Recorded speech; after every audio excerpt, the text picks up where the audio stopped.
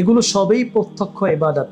এছাড়া যেসব বৈধ কাজ আল্লাহ তাআলার সন্তুষ্টির জন্য করা হয় পরোক্ষভাবে, তাও আনুগত্য অর্থে ইবাদত হিসাবে গণ্য হয়। যেমন অর্থ উপার্জন, পানাহার করা, বিবাহ করা, রোগীর সেবা করা, বিপন্নের সাহায্য করা, কলহ বিবাদ মীমাংসা করা ইত্যাদি, এগুলো পরোক্ষভাবে আনুগত্য অর্থে ইবাদত।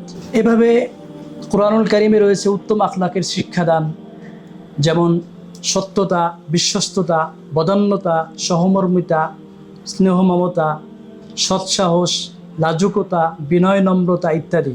মানুষের মানবিক উৎকর্ষ সাধনের জন্য এসব গুণের পরিচর্যা জরুরি। বরং বলা যায় এগুলো ছাড়া মানুষের মানুষত্ব বজায় থাকে না। তো কোরআন মাজিদে যে আখলাক, তার যে মূল আলোচ্য বিষয়ের একটি হলো আখলাক। আখলাকের মধ্যে আমরা দেখতে পেলাম এখানে সত্যতা, বিশ্বস্ততা, বদান্যতা সহ এই ধরনের যেগুলোকে আমরা আমাদের জীবনের ইসলামের কোনো বিষয়ই মনে করি না, অথচ এগুলো কোরআনের মূল আলোচ্য বিষয়ের অন্তর্ভুক্ত। তাই আমরা আমাদের দৃষ্টিকে প্রশস্ত করব।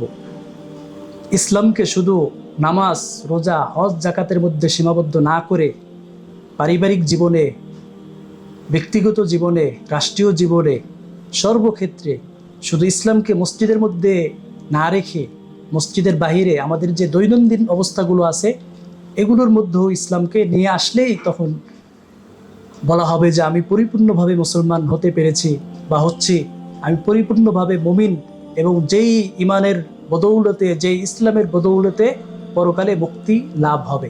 আসসালামু আলাইকুম ওয়া রাহমাতুল্লাহি ওয়া বারাকাতুহু। নাহমাদুহু ওয়া নুসাল্লি আলা রাসূলিহিল কারীম, আম্মা বা'দ। আল হিকমাতুন নাফিয়া ফাউন্ডেশনের উদ্যোগে আয়োজিত কোরআনুল কারীম বিষয়ে আলোচনা, পবিত্র কোরআনুল কারীম পরিচিতি, কতিপয় হক ও আদব শীর্ষক অনুষ্ঠানে সম্মানিত শ্রোতামণ্ডলী সকলের কৃতজ্ঞতা, শুকরিয়া এবং কল্যাণ কামনা করছি। আল্লাহ তাআলা মানব জাতিকে সৃষ্টি করে তার বাতানো পন্থায় চলার জন্য তার হাবিব রাসূলুল্লাহ সাল্লাল্লাহু আলাইহি ওয়াসাল্লামের উপর কোরআন মাজিদ নাজিল করেছেন। পবিত্র কোরআনুল কারীমে একজন মানুষের জন্য তার পারিবারিক, ব্যক্তিগত, রাষ্ট্রীয়, সামাজিক যত দিক আছে আল্লাহ তাআলা সব দিকের মৌলিক বিষয়গুলো বলেছেন। রাসূলুল্লাহ সাল্লাল্লাহু আলাইহি ওয়াসাল্লাম সেগুলো ব্যাখ্যা করে করে সাহাবায়ে কেরামদেরকে শিখিয়েছেন। কোরআন সুন্নাহ এর সমন্বিত যে জীবন ব্যবস্থা আছে সেটি পূর্ণাঙ্গ জীবন ব্যবস্থা। আজকে আমরা আলোচনা করব কোরআনুল কারীমের পরিচিতি, কোরআনুল কারীমের কিছু হক এবং কিছু আদব নিয়ে। সম্মানিত দর্শক মণ্ডলী, কোরআনুল কারীম এমন গ্রন্থ হাজারো বছর যাবৎ যা দুনিয়ার সর্বাপেক্ষা বেশি সংখ্যক মানুষের আত্মার প্রাণ রস জুগিয়ে আসছে। এত বেশি মানুষ প্রতিদিন, প্রতি মুহূর্তে ভক্তি রসে আপ্লুত হয়ে গ্রন্থ পড়ছে। এর তথ্যে জ্ঞান পিপাসা নিবারণ করছে এবং এর আলোয় জীবন বদলাচ্ছে, যার তুলনা অন্য কোনো কিতাব বা অন্য কোনো গ্রন্থে পাওয়া যায় না। তাই তো এই পবিত্র গ্রন্থের সাথে পরিচিত হওয়ার সম্ভাব্য সকল মাধ্যম মানুষ গ্রহণ করে আসছে যুগ যুগ ধরে। প্রত্যেকেই যার যার জ্ঞান উপলব্ধি অনুযায়ী এর সাথে পরিচিত হচ্ছে এবং আপন আপন প্রবন্ধ ও ভাষণে এর বিভিন্ন গুণ বৈশিষ্ট্য ব্যাখ্যা করছে।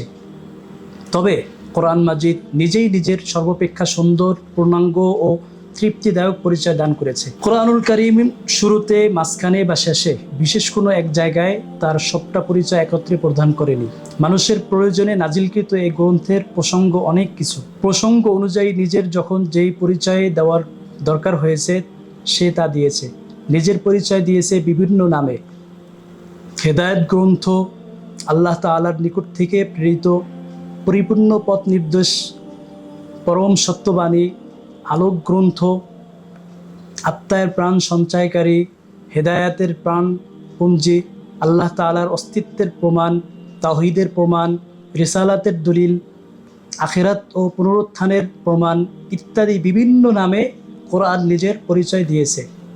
দ্রষ্টব্য সূরা বাকারা 2 নম্বর আয়াত, সূরা ইউনুস 37 নং আয়াত, সূরা নাহাল 89 নম্বর আয়াত, সূরা নিসা 136 নং আয়াত, সূরা মাঈদা 15-16 নং আয়াত, সূরা শূরা 52 নং আয়াত ইত্যাদি।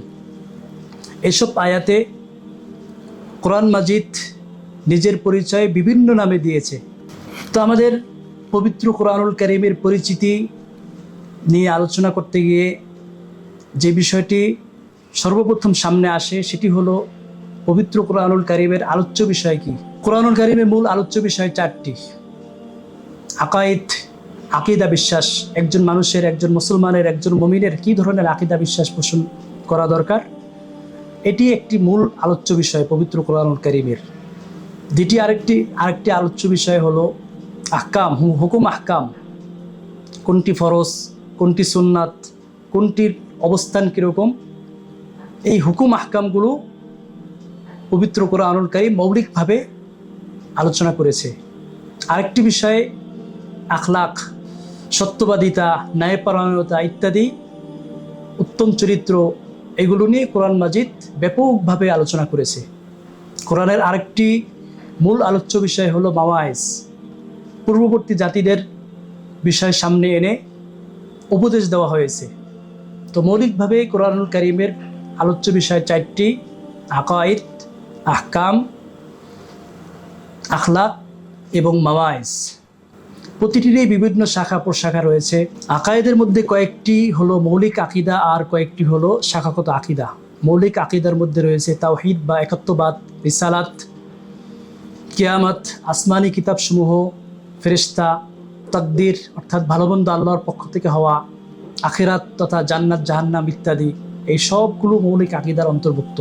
আর শাখাগত কিছু আকিদা হলো কবরের আযাব, আমলনামা, মিজান, পুলসিরাত, হাউজে কাউসার, শাফাআত, সুপারিশ ইত্যাদি।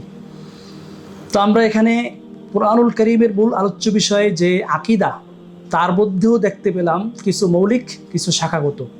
ঠিক তদ্রূপ বিধিবিধানের ক্ষেত্রেও শাখাগত কিছু মৌলিক বা বিভিন্ন শ্রেণীভুক্ত রয়েছে। কিছু ইবাদত সংক্রান্ত, কিছু পরিবার ও সমাজনীতি সংক্রান্ত, কিছু বিচার ব্যবস্থা ও রাষ্ট্রীয় নীতি সম্পৃক্ত, সবগুলোকে আল্লাহর হক ও বান্দার হক এই 2 ভাগেও ভাগ করা যায়। এসব বিধানের জন্য সমষ্টি মানুষের জন্য এক পরিপূর্ণ জীবন ব্যবস্থা।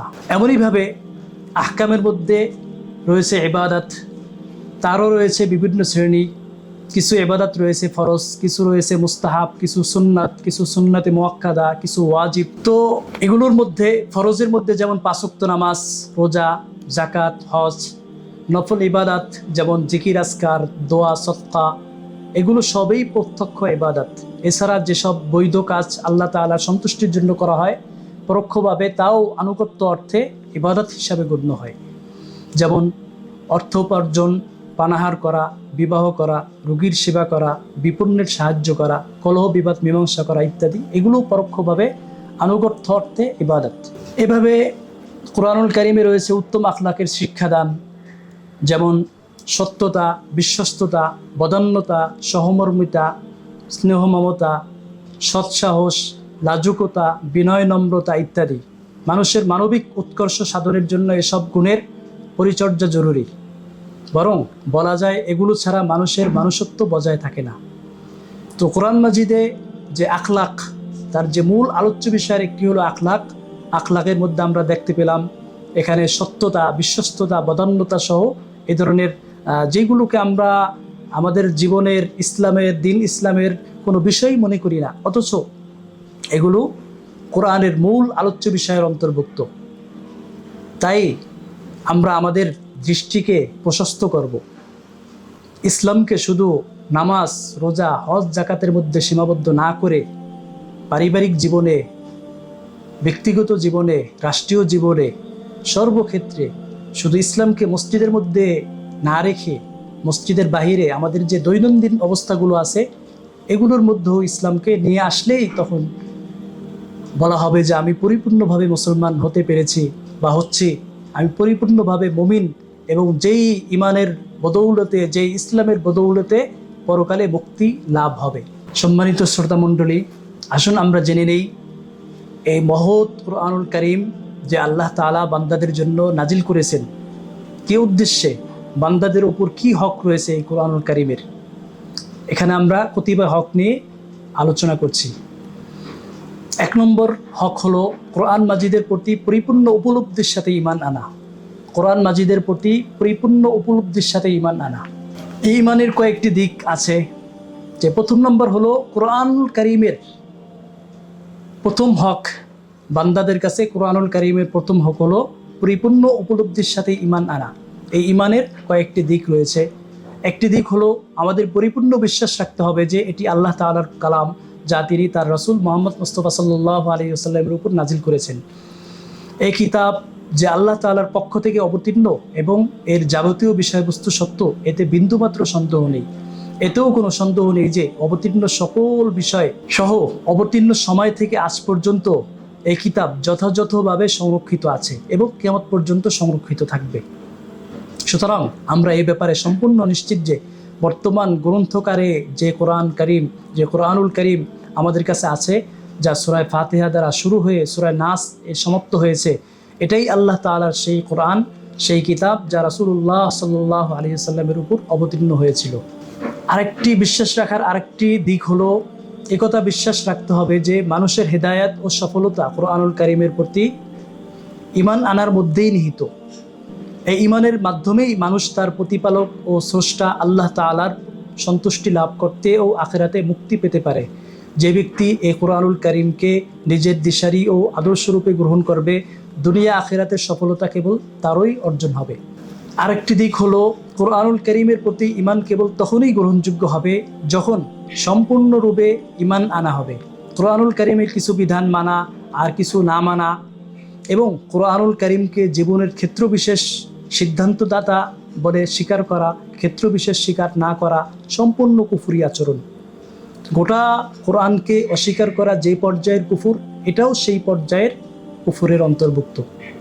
আমরা এই ক্ষেত্রে যেটা দেখতে পাই, আমার কোরআনের যে বিষয়টি আমার সাথে মিলে, আমার পরিবেশ, আমার পরিস্থিতি, আমি যেই কাজ করছি এটার সাথে মিলে সেই আয়াতগুলো আমি খুব ভালোভাবে মানি।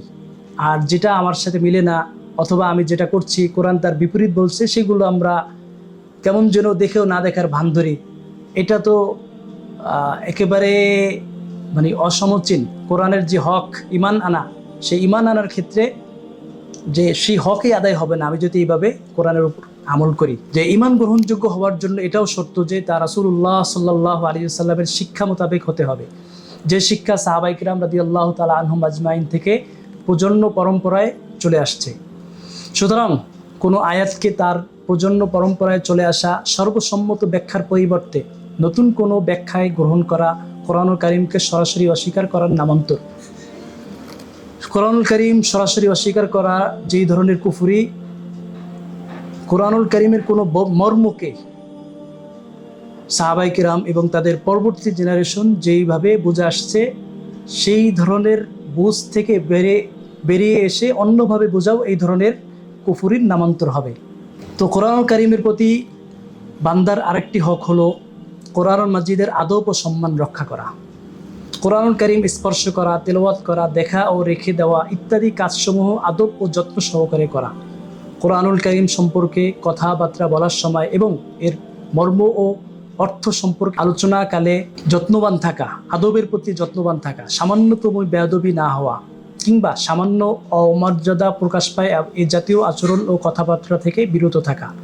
মোট কথা, কোরআনুল কারীমের প্রতি শ্রদ্ধাবোধ ও ভক্তি ভালোবাসায় অন্তরকে পরিপূর্ণ রাখা এবং সর্বদা আদব ইহতিরাম বজায় রাখা কোরআনুল কারীমের অন্যতম গুরুত্বপূর্ণ হক। তৃতীয় আরেকটি বিষয় হলো কোরআনুল কারীম বান্দার প্রতি কোরআনুল কারীমের যে হক রয়েছে, আরেকটি বিষয় হলো কোরআনুল কারীম তেলাওয়াত করা।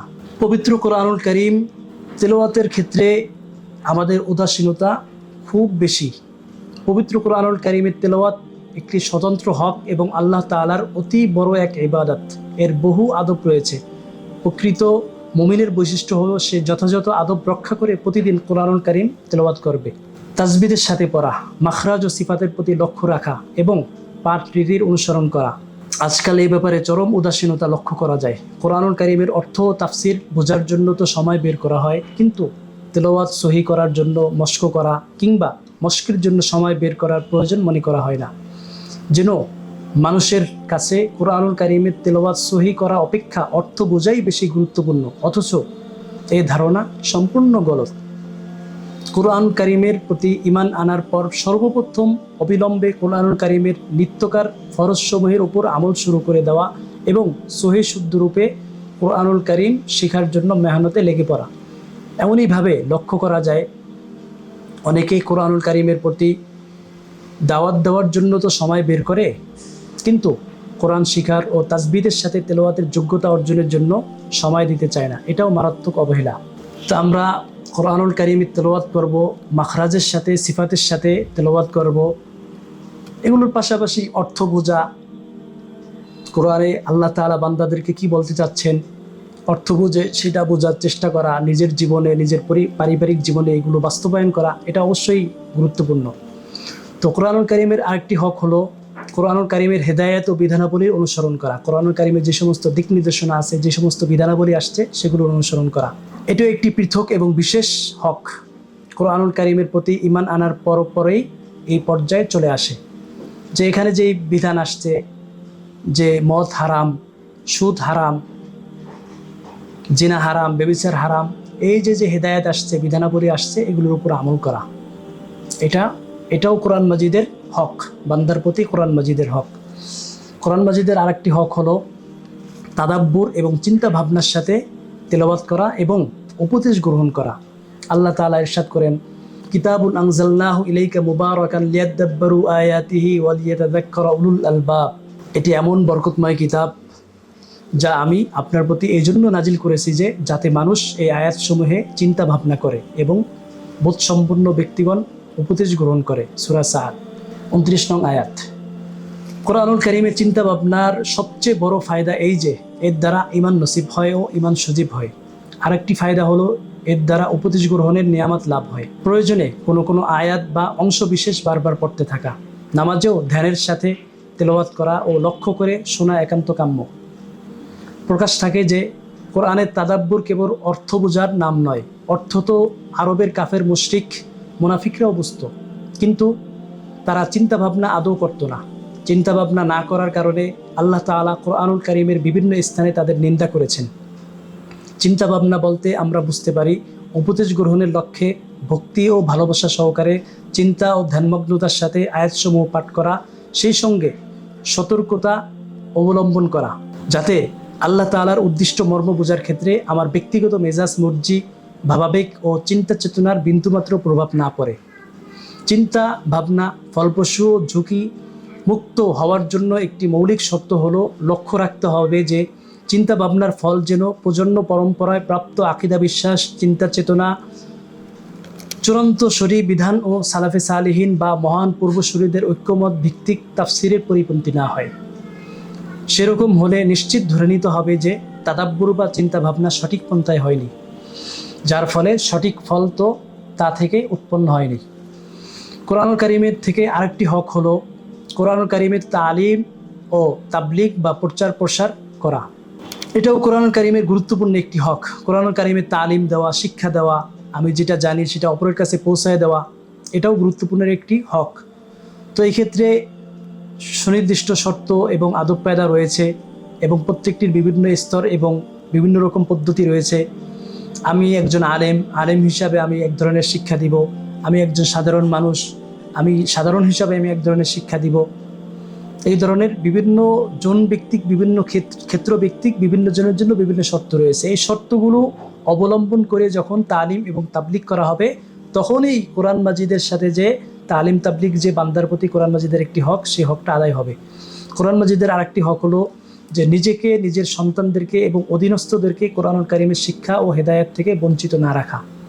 যে কোরআন মাজিদের যে শিক্ষা আছে, হেদায়েত আছে, কোরআন মাজিদের যে বার্তা আসছে, সেটা প্রথম নিজে আমল করা, নিজের সন্তান এবং অধীনস্থ যারা আছে তাদেরকে আমল করা, এটাও আমার কাছে কোরআন মাজিদের অন্যতম হক। তো আল্লাহ তাআলা আমাদেরকে কোরআন মাজিদের এই সমস্ত হক এবং আদবগুলো লক্ষ্য রেখে কোরআন মাজিদের হেদায়েত এবং বার্তা নিজের জীবনে এবং নিজের পরিবার এবং অধীনস্থদের জীবনে বাস্তবায়ন করার তৌফিক দান করুন, আমিন। আল হিকমাতুন নাফিয়া ফাউন্ডেশন বিভিন্ন লক্ষ্য নিয়ে এগিয়ে যাচ্ছে, আলহামদুলিল্লাহ। তাদের অন্যতম মিশন হলো অত্যন্ত সহজ ও সাবলীলভাবে কোরআন সুন্নাহ তথা ইসলামের বার্তাকে সর্বত্র ছড়িয়ে দেওয়া, হসপিটাল ইউনিভার্সিটি তৈরির মাধ্যমে মানব সেবা করা, অসহায় ইয়াতিম মিসকিনদের পুনর্বাসনের ব্যবস্থা করা। আল হিকমা ফাউন্ডেশনের বিভিন্ন ধর্মীয় আলোচনা পেতে ভিজিট করুন www.alhikmafoundation.org। সকলের সুস্বাস্থ্য কামনা করে এখানেই শেষ করছি। আসসালামু আলাইকুম রহমতুল্লাহ।